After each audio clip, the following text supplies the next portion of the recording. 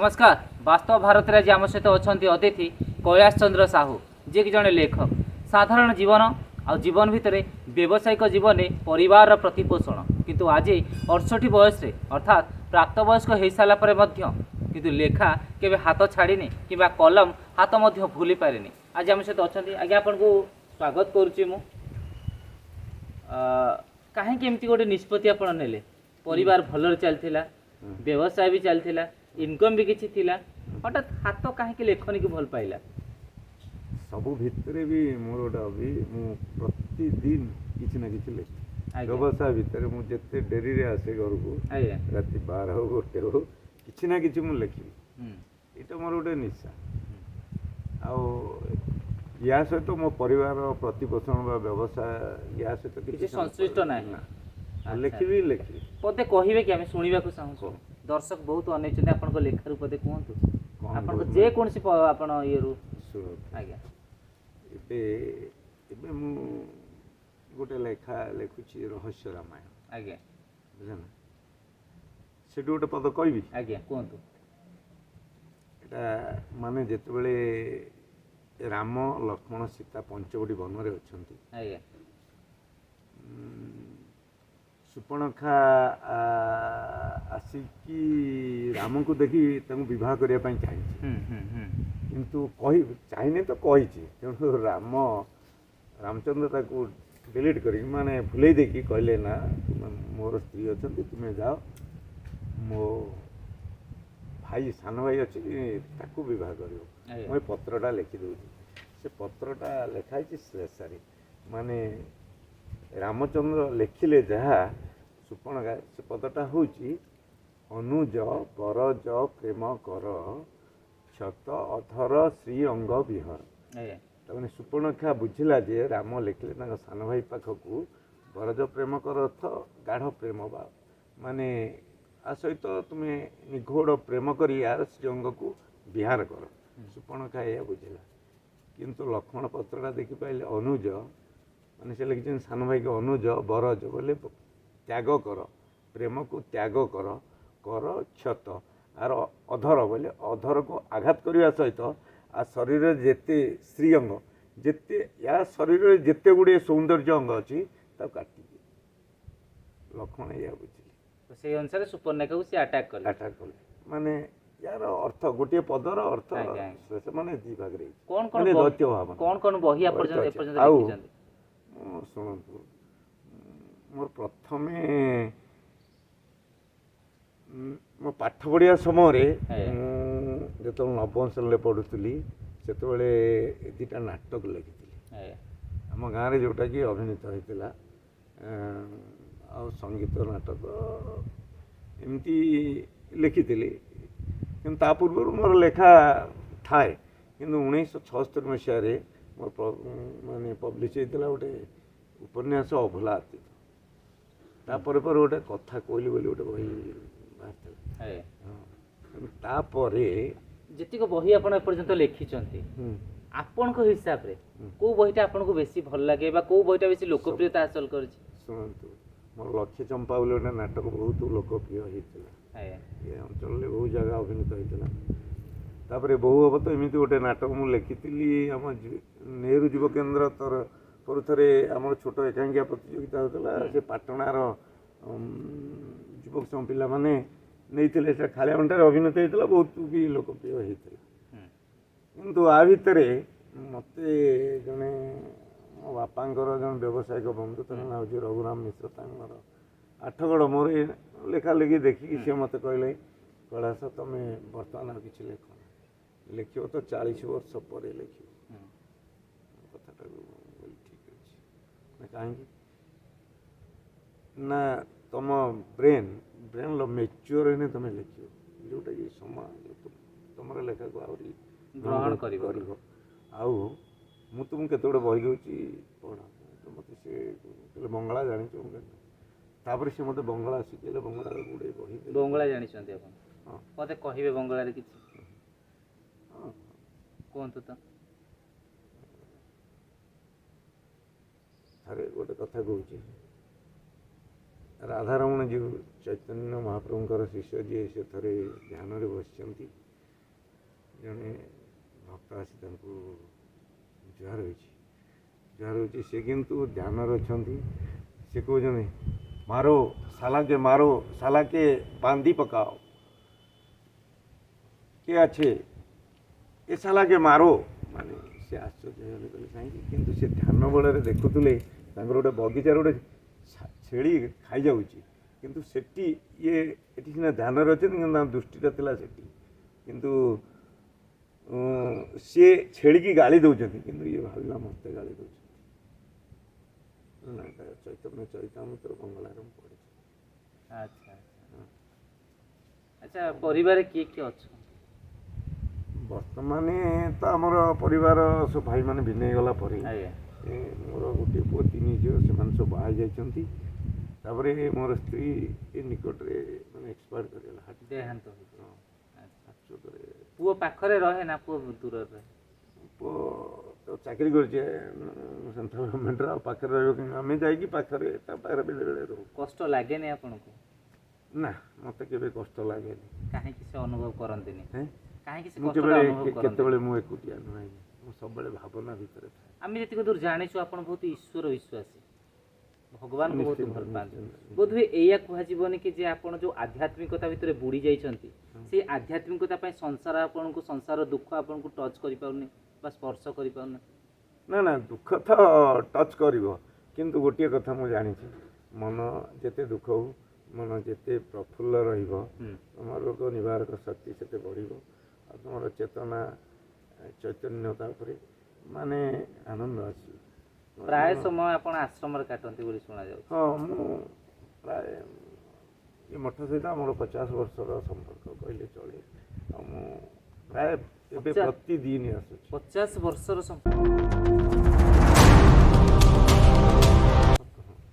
ମାନେ ଆପଣଙ୍କ ଯୌବନଟା ପୁରା ଆଶ୍ରମରେ କଟିଯାଇଛି? ନା, ଇଏ ମୋ ଜେଜେବାପା ଥିଲେ, ମୋ ବାପା ବି ଆଶ୍ରମକୁ ଆସୁଥିଲେ। ଆଜ୍ଞା।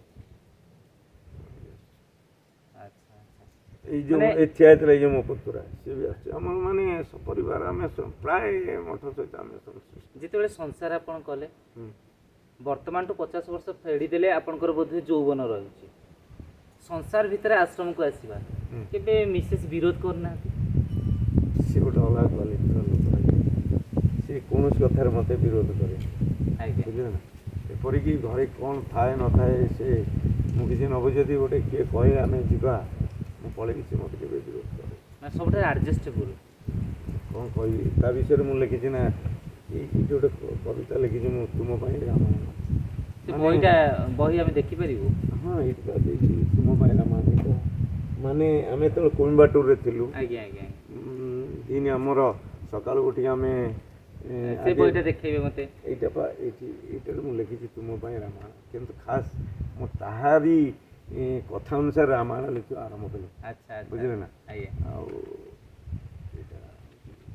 ଆଉ ସେ ଆମେ ଏମିତି ଗୀତା ଭାଗବତ ରାମାୟଣ ପଢ଼ିବା ପରେ ସେ କେତେ ଗୁଡ଼ିଏ କୋଶ୍ଚିନ୍ ମୋତେ କଲା, ଯେଉଁଟାକି ମୋତେ ମୋ ହାର୍ଟକୁ ଟଚ୍ କଲା। ସେ କହିଲା ହନୁମାନ କୁ କାହିଁକି ପବନ ପୁତ୍ର କହୁଛନ୍ତି, ପୁଣି କେଶରୀ ନନ୍ଦନ କହୁଛନ୍ତି, ତାଙ୍କର 2ଟା ବାପ। ଆଉ ଗୋଟେ ବହି ବି ଲେଖିଛନ୍ତି ବୈତରଣୀ, ଲେଖା ତ ବହୁତ ଅଛି ସେ ପାଖରେ। କିନ୍ତୁ ରାମାୟଣର ଆଉ ଗୋଟେ ପଦ ବି ସେମିତି ମୁଁ କହୁଛି ଅଛି, ଏଇଟାରେ ବି ଲେଖିଛି ମୁଁ, ତାର ଖାଲି ତା ନାଁ ରହସ୍ୟ ରାମାୟଣ ଦେଇଛି। ଅବଶ୍ୟ ମୋର ଏଇଟା 80% ଲେଖା ହେଇଯାଇଛି, ଆଉ କିଛି ରହିଛି। କିନ୍ତୁ ଏବେ ମୁଁ ବହୁତ ଚେଷ୍ଟା କରୁଛି ତାକୁ ମାନେ ପବ୍ଲିଶ କରିବା ପାଇଁ।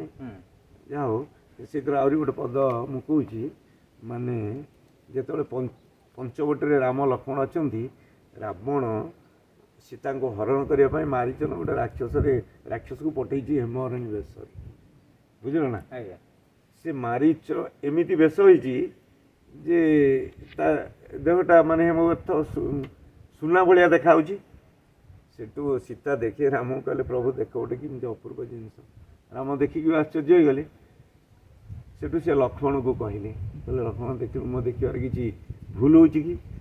ଆଉ ରାମଙ୍କର ଏ ମାନବୀୟ ଲୀଳା ଦେଖିବା ପାଇଁ ଉପରେ ଦେବତାମାନେ ବି ଦେଖୁଛନ୍ତି, ବ୍ରହ୍ମା ନିଜେ ଦେଖି ଚିନ୍ତା କରୁଛନ୍ତି। ମାନେ ସେ ପଦଟା ହେଇଛି କ'ଣ, ବ୍ରହ୍ମା ନିଜେ ଚିନ୍ତା କରେ, ଦେଖି ଅସମ୍ଭବ କିପରି ସମ୍ଭବ, ଭାବିଲେ ସମ୍ଭବ କର୍ତ୍ତା। ସମ୍ଭବ କର୍ତ୍ତା ହେଉଛନ୍ତି ବ୍ରହ୍ମା। ସେ କହିଲେ ଏଇଟା ଗୋଟେ ଅସମ୍ଭବ ଜିନିଷ, ଏଇଟା କେମିତି ସମ୍ଭବ ହେଲା? ସବୁର ସମ୍ଭବ ଯେଉଁଠୁ ସମ୍ଭବ, ଇଏ ସମ୍ଭବ କି ମିଥ୍ୟା? ବ୍ରହ୍ମା କହୁଛନ୍ତି ସବୁର ତିନି ପୁରରେ ଯେତେ ଗୁଡ଼େ ସମ୍ଭବ, ଯେତେ ସୃଷ୍ଟି ସବୁ ମୋ ପାଖରୁ। ତାହେଲେ ମୋ ସୃଷ୍ଟିଟା କ'ଣ ମିଥ୍ୟା ହେଇଗଲା? ସତରେ ଏ ସମ୍ଭବ ଯଦି ମାୟା, ଯଦି ଏଟା ମାୟାରେ ତିଆରି ହେଇଛି, ତାହେଲେ ରକତ ମାଂସ କି ଧାତୁରେ ସମ୍ଭବ, କିପରି ସମ୍ଭବ କାୟା? ତାହେଲେ ଏଇ ଯେଉଁ ରକ୍ତ ମାଂସ ଗୁଡ଼ା କ'ଣ ଗୋଟେ ଧାତୁରେ ତିଆରି ହେଇଗଲା? ତାହେଲେ ଏଇଟା କେମିତି ତିଆରି ହେଇଛି? ବ୍ରହ୍ମା ବି ସେ ହେମହରିଣୀଟାକୁ ଦେଖିକି ଚିନ୍ତା ନିଜକୁ ଆଶ୍ଚର୍ଯ୍ୟ ହେଇଯାଉଛନ୍ତି। ଆପଣ ବେଶୀ ସମୟ ପରିବାରରେ କାଟନ୍ତି ନା ସଂସାରରେ ଦେବାକୁ ଭଲ ପାଆନ୍ତି, ନା ଆପଣ ଆଶ୍ରମ ଆଧ୍ୟାତ୍ମିକତା ବାଦରେ କାଟିବାକୁ ଶୁଣନ୍ତୁ, ମୁଁ ମଠକୁ ଆସିଛି, କେହି ଜଣେ ଡାକିବ ଯିବା କଟକ, ମୁଁ ପଳେଇଛି। ଯାହା ବି ହଉ ସମାଜ ସେବାରେ ବେଶୀ ସମୟ ଦେଇଛନ୍ତି ଜୀବନ, ଲୋକଙ୍କୁ ସାହାଯ୍ୟ କରିବା ଏମିତି ଗୋଟେ ମନ ଭଲ ଲାଗେ। ହଁ, ସାହାଯ୍ୟ କରିବାର ଗୋଟେ ଅଲଗା କ'ଣ ଆନନ୍ଦ। ପାଇଛନ୍ତି, କ'ଣ ହରେଇଛନ୍ତି ଜୀବନ? ଆଁ? କ'ଣ ପାଇଛନ୍ତି, କ'ଣ ହରେଇଛନ୍ତି? ମଣିଷ ଜୀବନ ଖାଲି ହରିବେ, କିଛି ପାଏନି। କହୁନାହାନ୍ତି କ'ଣ ପାଇବେ? ପାଇବାର ଆଶା ନାହିଁ ଆଉ? ଆଁ? ପାଇବାର ଆଶା ନାହିଁ କିଛି? କ'ଣ ପାଇବେ ଆଉ? ଏଠି ମଣିଷ ଆସେ କେବଳ ହରେଇବା ପାଇଁ, କିଛି ପାଏନି। କ'ଣ ଏକ ମୁହୂର୍ତ୍ତ ଆପଣଙ୍କ ଜୀବନରେ ଆପଣଙ୍କ ଧର୍ମପତ୍ନୀ ଛାଡ଼ି ଯାଇଛନ୍ତି, ହଁ, ଯୋଉଟାକୁ ଆପଣ ଭାବିଲେ ବେଳେ ବେଳେ କଷ୍ଟ ଲାଗୁଥାଏ? କଷ୍ଟ ତ କୋଉ ମାନେ ମୁହୂର୍ତ୍ତଟା ଆପଣଙ୍କ ଧର୍ମପତ୍ନୀ ଆପଣଙ୍କୁ ଛାଡ଼ି ଯାଇଛନ୍ତି? ମୁଁ ବେଶୀ ଏଇ ଯେଉଁ ଯେତେବେଳେ କଲମ ଧରିଛି ତାରି କଥା ମନେ ପଡ଼ୁଛି। ଆଜ୍ଞା। କାହିଁକିନା ତାର ଯେଉଁ କୋଶ୍ଚିନ୍ ଗୁଡ଼ା, ମୁଁ ସେ ମୋତେ ରାମାୟଣ ବିଷୟରେ ଯେଉଁ କୋଶ୍ଚିନ୍ କହିବା ପରେ ମୁଁ ୟା ପରେ ବହୁତ ଆଟେମ୍ପ ନେଇଛି ଆନ୍ସର୍ ପାଇବା ପାଇଁ, କିନ୍ତୁ ମୋ ମନକୁ ତାକୁ ଆନ୍ସର୍ ମିଳିଲାନି। ଯେତେବେଳେ ମୋ ଆନ୍ସର୍ ମୋତେ ମିଳିଗଲା, ମୁଁ ତାକୁ କହିଲି, କହିଲେ ଗୋଟେ ରାମାୟଣ ଲେଖିବା, ଗଲା ଲେଖ। ମୁଁ ଲେଖିବା ଆରମ୍ଭ କଲି, କିନ୍ତୁ ମୁଁ ପ୍ରାଚୀନ ସାହିତ୍ୟକୁ ବେଶ କରିକି ଲେଖିନି। ସେ କହିଲା ଏମିତି ଲେଖନି, ମାନେ ରାମାୟଣଟାକୁ ତୁମେ ସରଳ ଭାବରେ ଲେଖ, ଯେମିତି ଲୋକ ଜଣେ ପଢ଼ିବ, ଜଣେ ଶୁଣିବ, ତାକୁ ମଜା ଗ୍ରହଣୀୟ ହେଇପାରିବ, ଲୋକ ଯେମିତି ନିଜ ମାତୃଭାଷାରେ ପାଇପାରିବ। ନା ମାନେ ଏଇ ଯେଉଁ ତୁମେ ଯେମିତି ଲେଖିଛ, ଏ ତ ଜଣେ ବୁଝିପାରିବନି, କାହିଁ ପଢ଼ିବେ ଲୋକ? ତମେ ସରଳ ଭାଷା ଲେଖ, ତା କଥା ଅନୁସାରେ। ତାପରେ ମୁଁ ମାନେ ତାକୁ ସରଳ କଲେ, ସରଳ ସରଳ ସରିଲା ପରେ ସରଳରେ ଗୋଟେ କଥା, ଗୋଟେ ପଦ କହୁଛି, ତଥାପି ମାନେ ସରଳତା ଭିତରେ ବି ମାନେ ମୋର ମାନେ ମୋ ହୃଦୟର ଭାବନାଟାକୁ ତା ଭିତରେ ତ ପରିପ୍ରକାଶ କରିବାକୁ ପଡ଼ିବ। ସରଳ ଭାଷାରେ ଲେଖିବା ପରେ ବି ଗୋଟେ ପଦ କହୁଛି, ଯେତେବେଳେ ରାମ ଲକ୍ଷ୍ମଣ ଋଷ୍ୟମୁଖ ପର୍ବତରେ ଅଛନ୍ତି, ବର୍ଷା ଋତୁ ହେଇଛି, ରାମ ଲକ୍ଷ୍ମଣକୁ ଦେଖେଇ କହୁଛନ୍ତି, ବର୍ଷା ଋତୁ ସମୟରେ ଗୋଟେ ସମୟ, ଅପୁଷ୍ପକ ବୃକ୍ଷ, ଏଇଟାରେ ବି ଉଦାହରଣ ଅଛି, ଅପୁଷ୍ପକ ବୃକ୍ଷ ଦେଖାଇଲେ ମୁଖ, ଘନ ଘନ ବାରି ନାଦେ, ଜେନେ ଘନ ଘନ ଶୁଣି ବେଦ ସ୍ତନ, ଜ୍ଞାନ ପୁଷ୍ପ ଫୁଟେ ହୃଦେ। ମାନେ ରାମ କହୁଛନ୍ତି ଯେ ଦେଖ, ଅପୁଷ୍ପକ ବୃକ୍ଷ ମାନେ ଯେଉଁ ଗଛରେ ଫୁଲ ଫୁଟେନି, ଏମିତି ବୃକ୍ଷ ଅନେକ ଅଛି, ତା ଭିତରୁ ହେଉଛି ଗୋଟେ ଛତୁ, ତାର ପତ୍ର ନାହିଁ କି ଫୁଲ ନାହିଁ, ତାକୁ ଅପୁଷ୍ପକ ବୃକ୍ଷ କୁହନ୍ତି। ଯେତେବେଳେ ବାରମ୍ବାର ବର୍ଷା ହୁଏ ସେଗୁଡ଼ା ଫୁଟେ, ଅନ୍ୟ ଦିନରେ ଫୁଟେ। କେବଳ ବର୍ଷା ଦିନରେ ଛତୁ, ବିଭିନ୍ନ ପ୍ରକାରର ଛତୁ ହୁଏ। ଭାରତୀୟ ସଂସ୍କୃତି, ଭାରତୀୟ ପରମ୍ପରାରେ, ହିନ୍ଦୁ ସଂସ୍କୃତି, ହିନ୍ଦୁ ପରମ୍ପରାରେ ବହୁତ ସାରା କାବ୍ୟ ଅଛି, ଦର୍ଶନ ଶାସ୍ତ୍ର ଅଛି, ବେଦ ଅଛି। ଆପଣ ରାମାୟଣକୁ କାହିଁକି ଗୁରୁତ୍ୱ ଦେଲେ? ସୀତାଙ୍କୁ କାହିଁକି ଏତେ ଗୁରୁତ୍ୱ ଦେଲେ? ଶୁଣନ୍ତୁ ଗୋଟେ କଥା, ରାମାୟଣ ମରାରୁ ରାମ। ସେ ରାମ ନାମରେ ଏମିତି ଗୋଟେ ମହାତ୍ମ୍ୟ ଅଛି, ମାନେ ଏ ରାମ ନାମକୁ ଉଚ୍ଚାରଣ କଲେ ଯେଉଁ ଆନନ୍ଦ ଆସେ, ସେଟା ହୁଏତ ସମସ୍ତେ ବୁଝିପାରିବେନି। ଆଉ ରାମ ନାମ ଥରେ ଉଚ୍ଚାରଣ କଲେ ଯେତେ ପାପ କ୍ଷୟ ହୁଏ, ହୁଏତ ମଣିଷ ସେତିକି ପାପ କରିପାରେନି। ମୁଁ ଖାଲି ରାମାୟଣ ଲେଖିନି, ମୁଁ ଗୋପ ବିଳାପ ବି ଗୋଟେ ଲେଖିଛି, ସେଟା ବି ରହିଛି, ଗୋପ ବିଳାପ।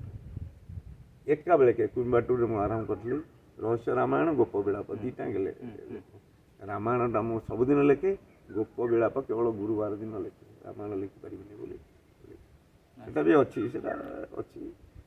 ମୁଁ ଖାଲି ରାମାୟଣ ନୁହେଁ, ରାମାୟଣ ମହାଭାରତ ସବୁ କିଛି ଆମେ, କିନ୍ତୁ ରାମାୟଣଟା ମୋତେ ଭଲ ଲାଗିଲା କାହିଁକି ନା, ରାମାୟଣରେ ଅନେକ ଗୁଡ଼ିଏ କଥା ରହିଛି ଏପର୍ଯ୍ୟନ୍ତ ରହସ୍ୟ ଦେଖ, ଆଉ ସେଇ ରହସ୍ୟକୁ ମାନେ ଯେଉଁଟାକି ରାମାୟଣରେ ନାହିଁ, ମୁଁ ସେଇଟାକୁ ହିଁ ଲେଖିଛି। ଖୁସି ବହୁ କୋଉଠି ପାଆନ୍ତି?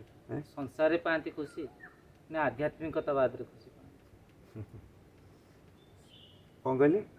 खुशीटा कोठी पाती आपण बेसी खुशी कोठी नहीं हृदय खुशी गोटे जिनसटा बजार में मिले नहीं कई क्या दे पारती हृदय ही खुशी थाए दुख ही हृदय मंदिर रु घंट कीर्तन शुभुची हाँ नाद भी शुभुची हाँ मस्जिद रु स्वर भासी आसुची हाँ चर्च रु मध्य तांकर प्रार्थना पर प्रार्थना प्रति मुहूर्त आसुची ईश्वर को पाइबार प्रकृत मार्ग कौन हो पारे ईश्वर को पाइबार मार्ग किसी निर्दिष्ट ना जितेबले हाथी की कुंभीर धरला सी कौन किसी मार्ग खोजी से डाकिला माने आरत्तर डाकिला सेठी किसी कौन तर आवश्यकता पड़लानी से दुखरे डाकिला पाइला ना ये श्रेय क्या देवे जो बही लिखिं श्रेय क्या देवे समस्त श्रेय से समाज को पाठक मान समस्ते जानतु ता भीतर कौन अच्छी अच्छा ये ये देखंतु ये होची फूल चंदन गोटे बही ना ना आ गोटे होची पवित्र ये सिना बही यार ज्ञान ना या पर मु गोटे लिखिची ढग ढमाली रे गोटे देइची माने सबु घरे थाए नाही जीवन कथा कहे नाही दियो माने बहीटा ये समस्त घरे अच्छे यार जीवन नाही किंतु ये कथा कहे नहीं किंतु ज्ञान दियो ढग ढमाली मारे माने सबु घरे थाए ए नुहे नुहे जीवन कथा कहे ना दियो ज्ञान बुझल ना अच्छा मठ को आसिया पड़े आगुरी तो आम बहुत आसू किंतु लगातार 2 वर्ष है मु प्राय माने सबुदिन कहले आसे खूब निहाती आवश्यक पड़े कोन कटक बोलते कि मझे आम कुइंबाटूर जो समय रही आसन सबुदिन कि आ भितर मु माने भाइया बाइया बोली बोली से कहूँ माने भाइया सखा माने संसार विषय पचार से कहूँ गोटे कथा पदे कहूँ एटा नवाक्षर छंद लिखाई भागवत स्टाइल भाइया मैंने कहते गोटे सुजन स्टार्ट कर सुजन जनक वचन अनले जेसनी सुबर्ण दुर्जन जनक गिर अनलु जेसने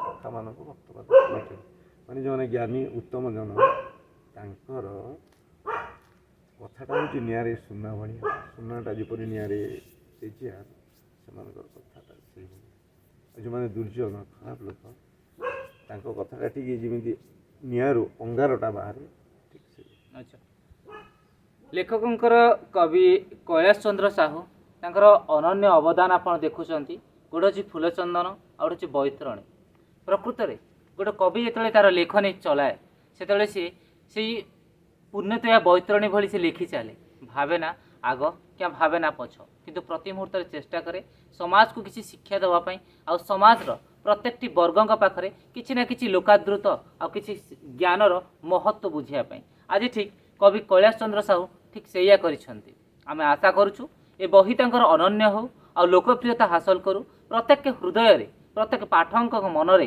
एमती भरी रहू फूलचंदन परी जमती चंदन टोपाटे गोटे व्यक्तिर महनता को बुझाए जपरी फूल टिके भगवान पाद तले पहुँचले से फूल धन्य हो जाए आम आशा करुचु ये फूलचंदन आ बैतरणी दुईटी जाक बही समस्त पाठक हृदय रे पहुँचू आ मनरे घर करू।